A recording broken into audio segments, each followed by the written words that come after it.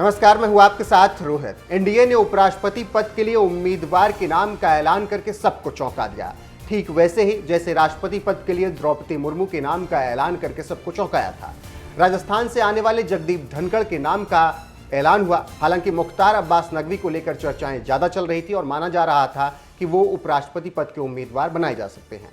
जब से मोदी कैबिनेट से नकवी ने इस्तीफा दिया था, तब से ही ये कयास लगाया जा रहा था कि वही उपराष्ट्रपति पद के उम्मीदवार बनाए जाएंगे, लेकिन ऐसा नहीं हुआ। वहीं धनखड़ के नाम के ऐलान के बाद मुख्तार अब्बास नकवी का अब एक बयान खूब चर्चाओं में आ रहा है, जिसमें नकवी ने बताया कि बीजेपी से जुड़ने के बाद उनकी आलोचना हुई या नहीं। साथ ही उन्होंने पार्टी में बदलाव की भी बात की है। बता दें कि पूर्व केंद्रीय और अल्पसंख्यक मंत्री मुख्तार अब्बास नकवी ने इंडियन एक्सप्रेस से अभी कुछ दिन पहले बातचीत की थी। इस इंटरव्यू के दौरान उन्होंने कई पहलुओं पर बात की थी, जिसमें से अब 2 बयान पर उनकी खूब चर्चा शुरू हो चुकी है। आइए आपको बताते हैं कि क्या थी वो बातचीत और क्या थे वो 2 बयान। सबसे पहले बयान पर अगर बात करें तो मुख्तार अब्बास नकवी से सवाल किया गया, बीजेपी से जुड़ने पर निजी जीवन में आलोचना हुई क्या?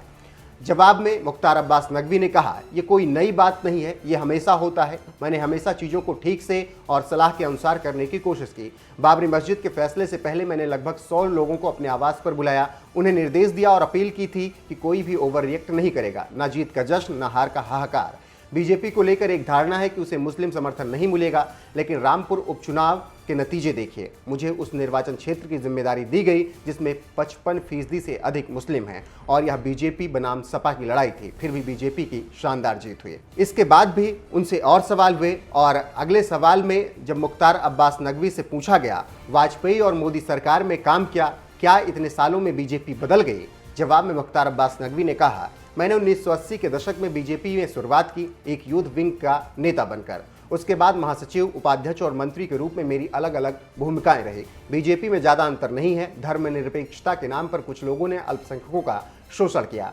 मोदी जी ने धर्मनिरपेक्षता के नाम पर अल्पसंख्यकों का शोषण कभी नहीं किया, बल्कि उन्हें सशक्त बनाया। तो नकवी के इन 2 जवाबों से समझा जा सकता है कि मौजूदा मोदी सरकार में सबका साथ, सबका विकास हो रहा है और बीजेपी जैसे पहले थी वैसे आज भी है।